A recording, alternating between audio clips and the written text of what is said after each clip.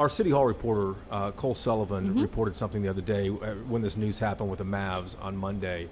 And he said he was calling around different sources, and one of the sources he spoke with said the center of gravity in North Texas has moved from Dallas up the tollway to Plano. That's where everything is really kind of centered right now. Was it the Plano Chamber of Commerce that said that? Do you agree with that? I should have asked him who his source was. I was about to say. The Plano mayor. You have to understand, there's an agenda that would want us to believe that. Right. Okay? But what do you say to that?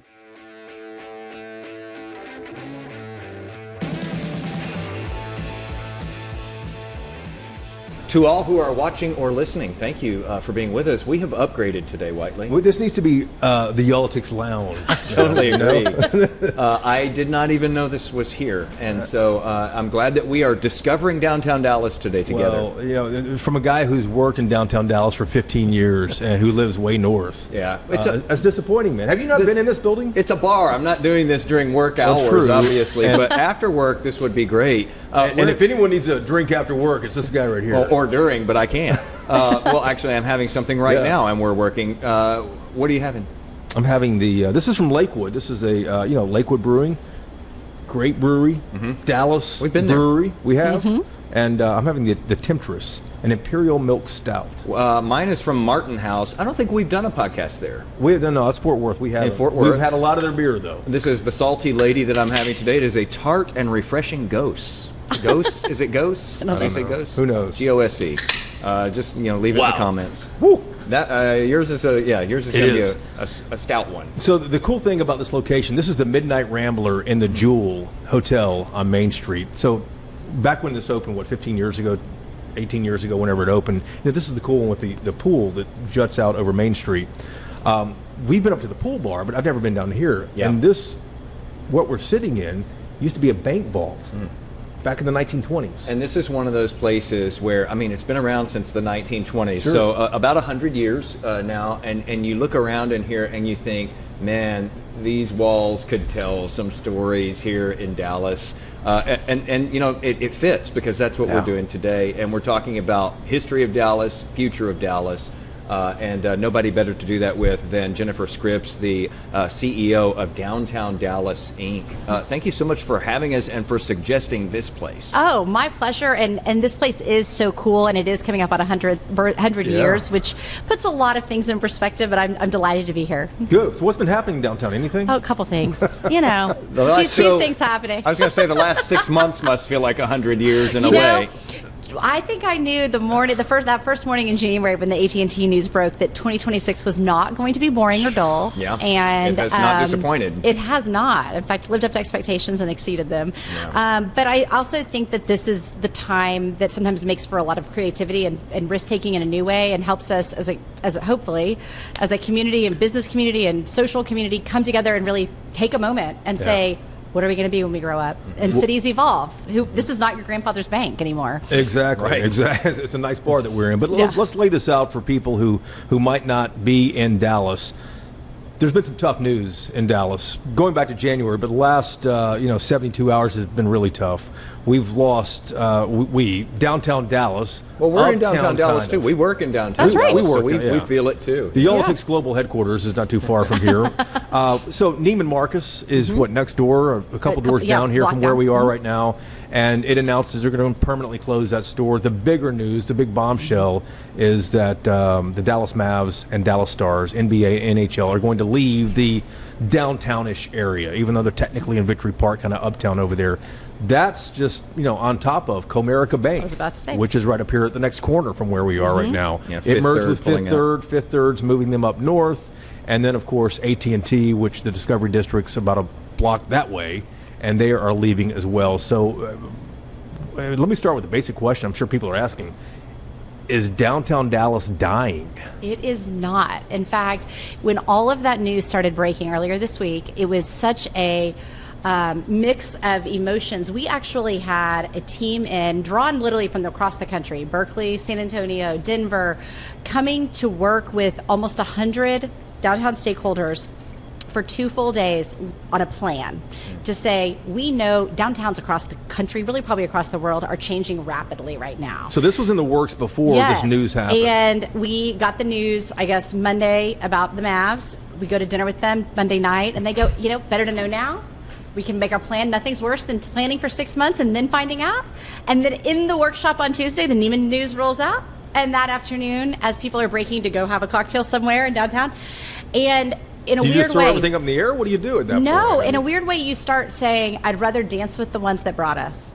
And if we were a central business district, and the vision we believe is to move towards a central social district and a thriving neighborhood and a place where young people, where better to start your career in North Texas than downtown Dallas, decide to come to Dallas College and retool or train for Y'all Street or the hospitality industry. Where are competitive advantages? And I don't know that anybody right now, and I love Neiman Marcus like the next person, is going to hang their hat on department store retailing anywhere in the country. And it's painful and it hurts, and nobody worked harder to keep that store going back over a year ago. But it almost opens the playbook it opens the ability to say, what does that then become? Cities are always evolving. So are you saying here now then that going forward, if we look back 10 years from now, 15, 20 years from now, that big anchor corporate tenants in downtown Dallas are not as big of a deal? There'll be a more fulsome mix. So, for example, we have 16,000 residents right now and 34 million square feet of office space. Okay? Just in downtown Dallas? Just in downtown Dallas. And a lot of times people kind of gloss over the 16,000 residents. But when I was getting out of college, and so many years ago, but it was hundreds. It was literally 2 buildings, then 3 buildings. This is a real neighborhood, and what's the big challenge now, we believe, is farmers market is thriving. Arts District is thriving.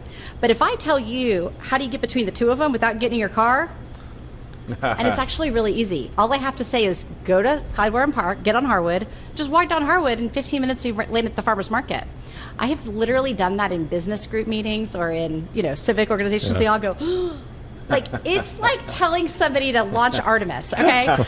And the irony is the Katy Trail, so normalized. Hop on the trail, walk up, I'll meet you at the ice house, right? A 30-minute walk's no big deal. No big deal, even in Texas. I mean, I have met friends after work, and my first thought is always like, oh, it's going to be hot. And then you're like, you kind of get going, you're in the shade, it's social, flies by, and it's a much better experience, right, than like parking your car, dealing with valet, all that rigmarole. So there are a million ways. Like we've literally, because we had all of this time with all of our stakeholders, some of the ideas are a little wacky, but then some of them are like eminently doable, and we also know it works. So we have converted 40 buildings. This is a conversion. This was a bank building. Right. It's now a hotel, right, with some residential. You've done that 40 times. 40 times. So 25 years ago, downtown Dallas had the same issue with empty buildings, but they were pre-World War II buildings.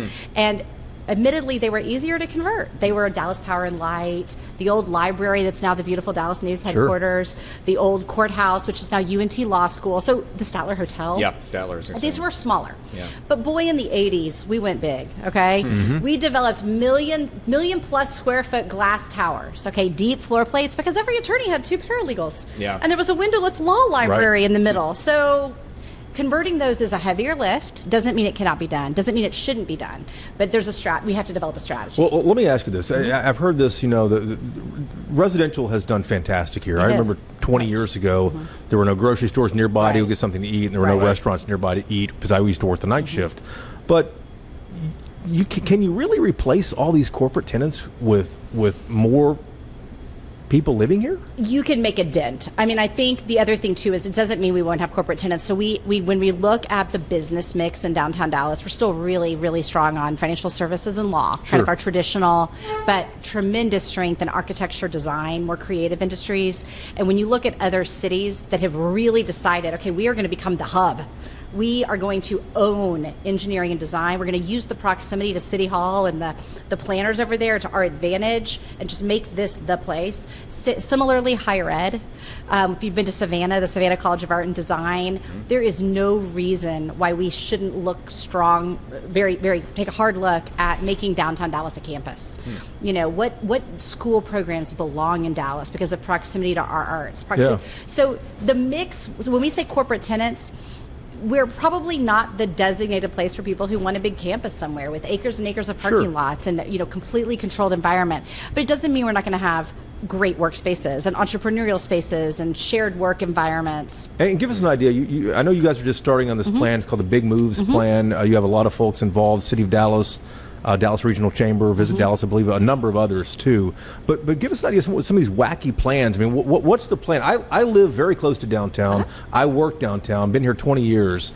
What's it going to become? Can you start with the wackiest? Yes. Oh my gosh. Please. There are a lot of people. The idea of real sports fields. So when we heard the news on the Mavs and the Stars, a lot of people will say, I have to drive my kid to Plano, Frisco, Mansfield for sports tournaments. Why isn't some of that closer in? Me too. I live in Old East Dallas, driving to wherever. Like that. I think that's brilliant. Me too. And then like the sand volleyball. In Deep Ellum, there are the social spaces are huge. Sandy Pickle, like I drive through the Village sometimes in the evenings, and like there's a really cool mix of life. The fact that you see people having cocktails, playing pickleball, walking their babies, getting off the bus in a suit. I mean, that is healthy. Sure. And that's healthy whether it's in Uptown, whether it's in Bishop Arts. I do think this whole notion of would success be you are a retired person, and rather than thinking Turtle Creek is the only place to get the high-rise living, that we could replicate what makes that area so dynamic. The combination of green, planting trees, restaurants, the walkability, the place that my kids want to come and stay. So there's a lot of this aging in place thing is real. And that solves a lot of issues because a lot of people don't want the ranch style house and the yard and the pool. Right. But we have great examples in town, just not quite enough in downtown. But you have sports fields, maybe some senior living in there. Student housing. Maybe bring some schools in here too. More schools. So the other thing too, and this is also an education process, DISD is building the Nolan Estes campus. The crane is coming out of the ground. That is going to be a phenomenal facility. That's on the east side. Is that East Quarter? Where is that? The east side of the closer to Farmers skyline. Market. Closer to Farmers You can Market. see it from I-30 if you remember where Millet the printer is. That old building. Yeah. But that coupled with Dallas College, coupled with the law school, we just need more of that. And then I do think talking to industry. I mean, I don't want you to think we will not be an office market, but we have some structural vacancy right now that we need to convert to hotels. Oh, and by the way, we still need 3,000 to 4,000 more hotel rooms to meet the demand. The new convention center. The convention center. Yeah. And it's not all, that's the other, so when we say these broad brushstrokes, you're kind of getting there, Jason, before me, but when we say housing, we need more housing. Okay, so now we get into what kind, where's the best mix, in the Arts District versus West End. The other big theme is connectivity. So, have y'all been in a Waymo? But all of transportation have you been in one? No, I drive past them all the time. Oh, you need to do it. It's fabulous. Yet. But I do think we've been in them with our kids, and I'm like, kids, this is the way you're going to drive. It's true. But it is, and I think thinking hard about. We've had more luck than other cities with scooters. Believe it or not, we all remember the fake start, I remember the weaker start. But what is it like to walk in Dallas? And we have planted almost 500 trees, for example, in downtown. If you've seen like the green median that we've redone, all of the entry at Field, we need to do that all over. Like I look out my window right now at a stretch of elm that's just a concrete jungle. Just baking plaza. Those places are not welcoming. You're not going to have a cafe pop up there because people would get a heat stroke. Well, you're trying to get people to walk. That's right. It's easier, like we were talking about the Katy Trail, it's easy to do there because you've got the trees blocking the sun there. And if you want to get people out, you've got to put those trees in.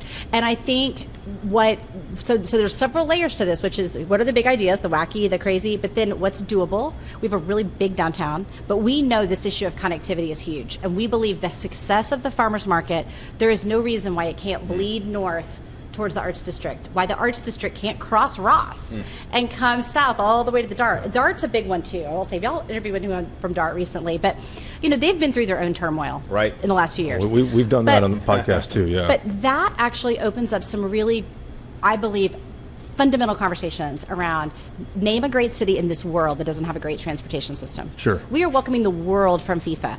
Downtown has direct connections to our airports, okay? But you should get off those stations and think, I'm in a really cool place. And you should feel like there's a place to get a drink, place to pop in and, run an errand like a CVS or like those little bodegas in New York. I need a battery or whatever. There are many of those. There are many of those. And having a really honest conversation around, the aging infrastructure, even within downtown. That transit mall is over 30 years old. Mm-hmm. It's not good enough. Yeah, but people who live in the suburbs are going to go, I'm not getting on a DART and getting out at that DART station, and I've got to go back at night, and I'm worried about homeless, I'm worried about crime, I'm worried about, That's right. people think it's, dirty downtown. Are they right? If they haven't been down here in a while, can you paint a picture? I will say this, that is something I'm really proud of, and I will say, coming out of the pandemic, we had some issues, and I don't think that was a secret. But there has been a tremendous focus, and kudos to City Hall, because the police department is not DDIs, but a bunch of leaders came together and said, something's not working here with the homeless and the safety. And we have gone from something about 90 officers to over 120 were approved for even more. And it's not just the number of officers, it's the way they're managed. So the Central Business District used to be part of Central Command that went all the way to Mockingbird. Okay, by shrinking it to just downtown, you have officers that are policing differently. They're out of their cars. They're on horses. You know who loves the horses? The tourists. They are walking on foot, going to the small businesses saying, if you have an issue or if you've seen this guy, do you have cameras? How do we work together to make sure that we have the safest downtown? We have seen over the last 2 years double-digit decreases in violent crime year over year. We have added 24-hour security in our parks. We do homeless counts of sleepers at like 5 a.m. every day. Right. We've seen decreases on the order of 85 to 90% decreases. I don't know if y'all remember, you probably do, but there were like dozens of tents in front of the library. City Hall Plaza. Yeah. Sure.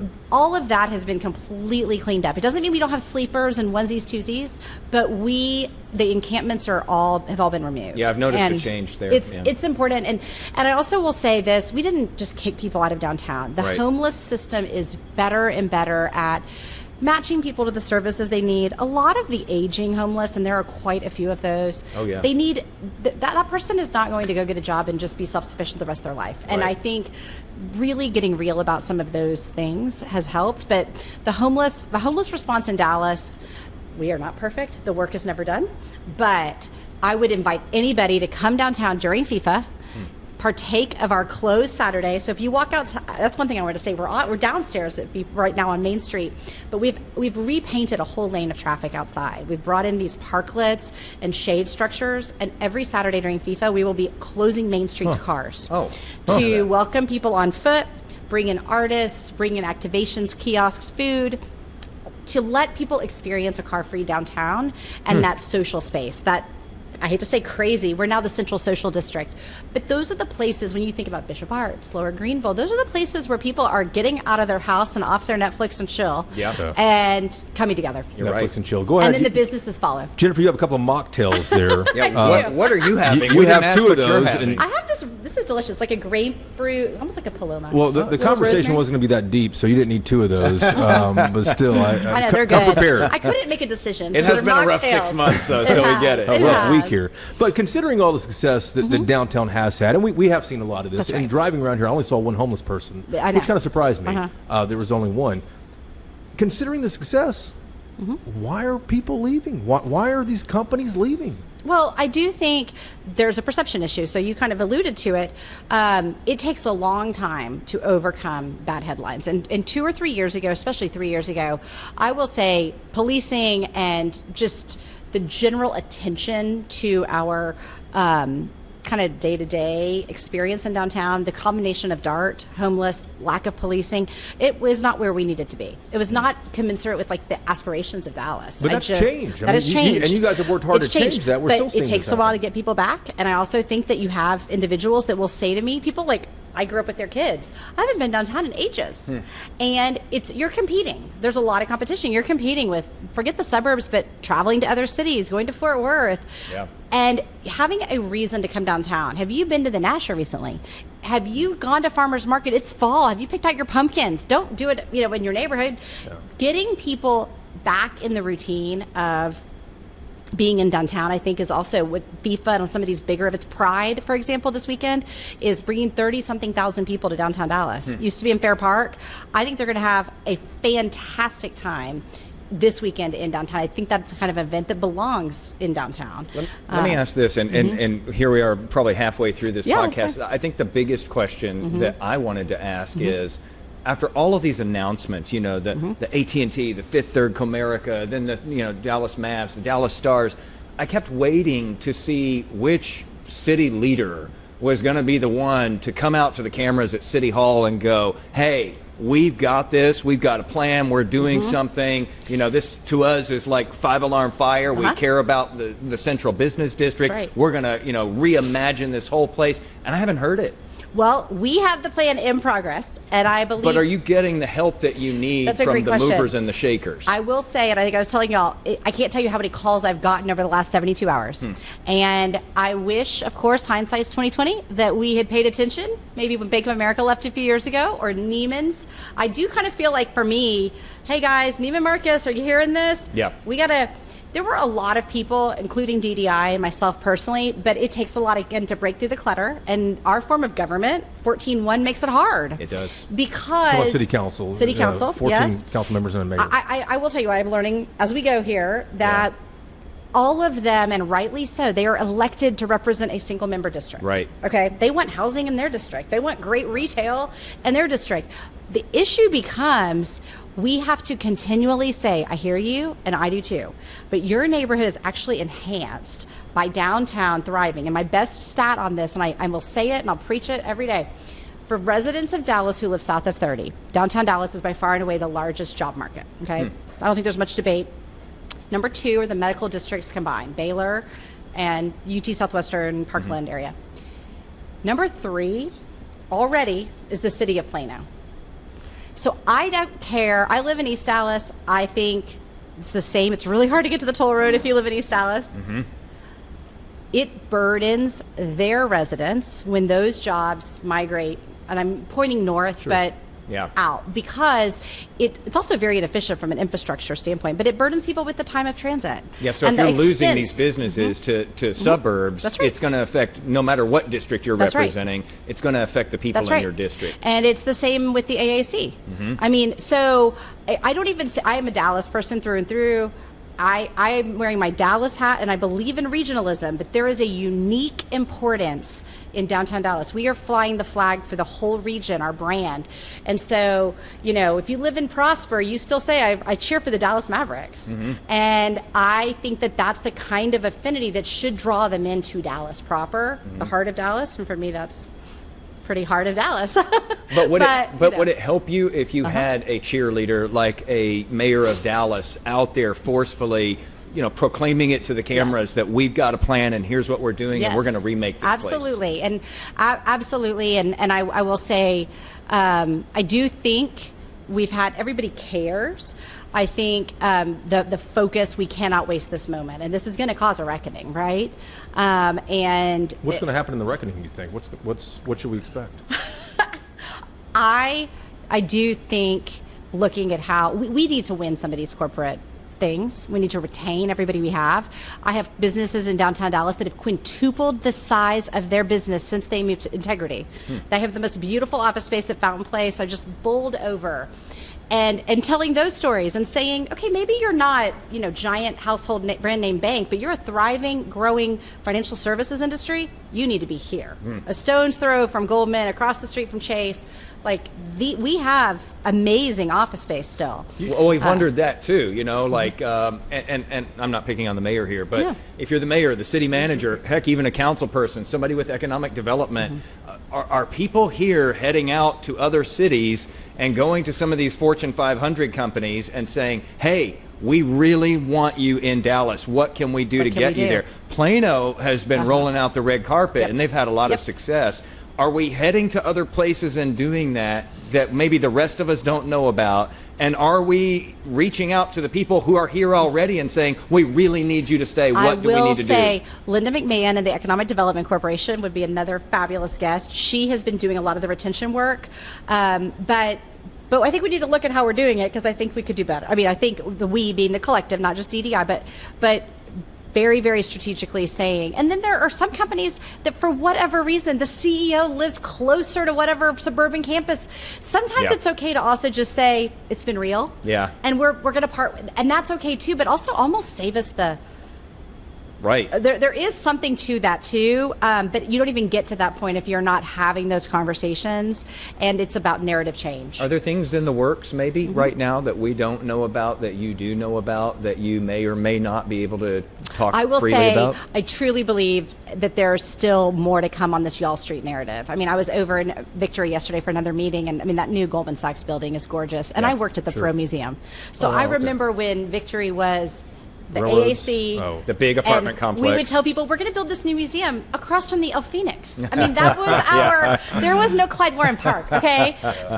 And you know, it's amazing, right? And cities evolve. They have evolved rapidly in the last 20 years. Well, you know, you sit there and you're like, if the AAC really does lose our teams, what could it become? What happens there? Like, things are going to evolve rapidly, and part of it is we have to evolve more rapidly and say, okay, what is the opportunity for that as it is? Does it need to change quickly? What is the opportunity for the AAC, the American Airlines Center, if both teams leave? I do think that, you know, looking hard at women's sports, or you know, that's not going to bring in anywhere near the sales tax revenue the city needs to replace that. I mean, and I think it's important. Sports, I totally agree with you. And I also will say this: I am the eternal optimist. We should have kept one of those teams, right? Nothing replaces. Again, back to retention. That's a city-owned asset. They had a lease expiration. They know Dallas. They have both thrived in that space. Yeah. So.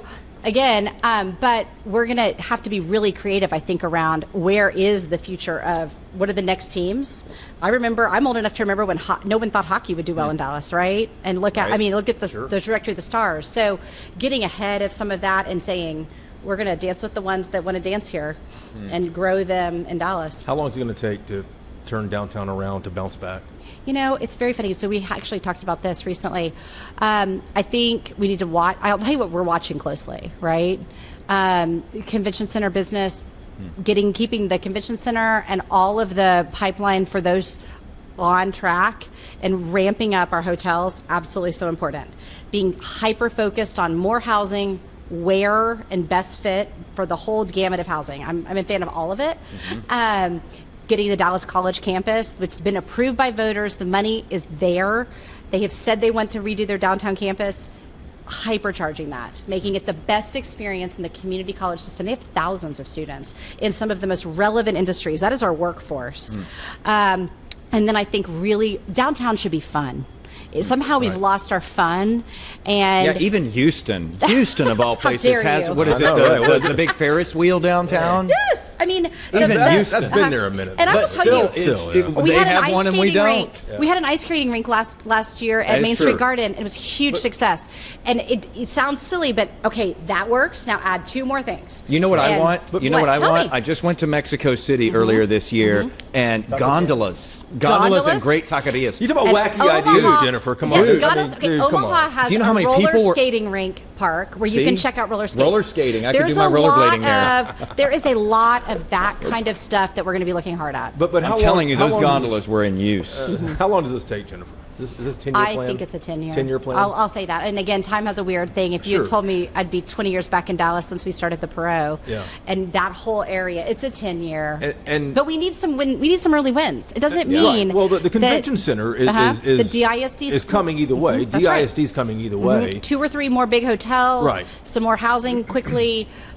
Keeping the programming, keeping this every Saturday. I know I can go downtown and I'm going to have fun, and I'm going to have things to do. There's enough there. Yeah, that and is getting a win. that word out too. Getting the word out and routinizing that behavior, so that I still get the whole, oh my gosh, I just never know where to park, and I'm like, let me help you. Yeah. But again, take a Waymo. There's a lot of any perceived barrier. It's Dallas. You valet in Dallas. Exactly. It's true. That's what Dallas Absolutely does. True. Here's the last question I have. Our City Hall reporter, Cole Sullivan, reported something the other day when this news happened with the Mavs on Monday.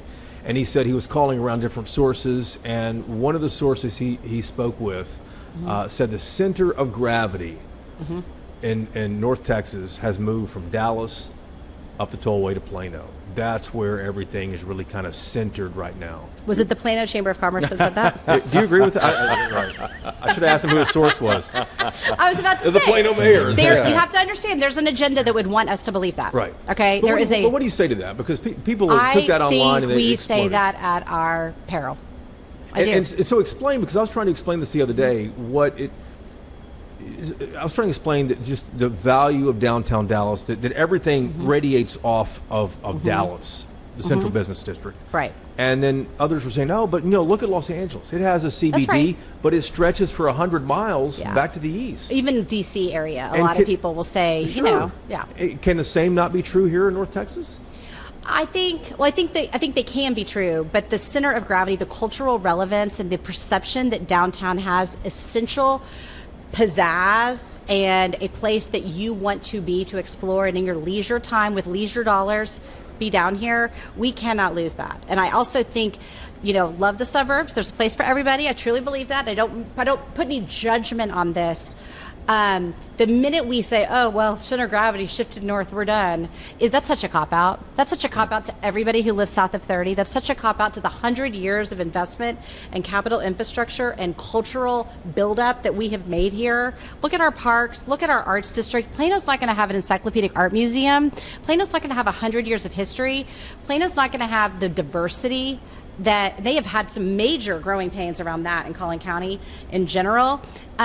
We have got to figure out our strengths, lean in, and start to grow. And they can be strong too.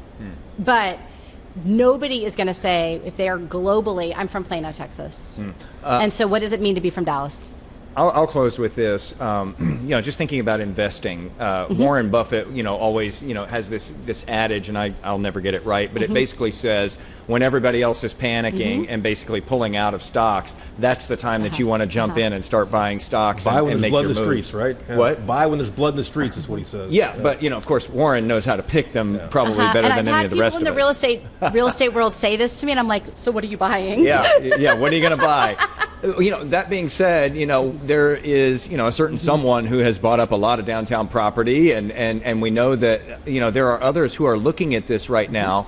And as others are leaving, it can have that effect where it can, start to lower property values if big tenants start pulling out, like an AT&T.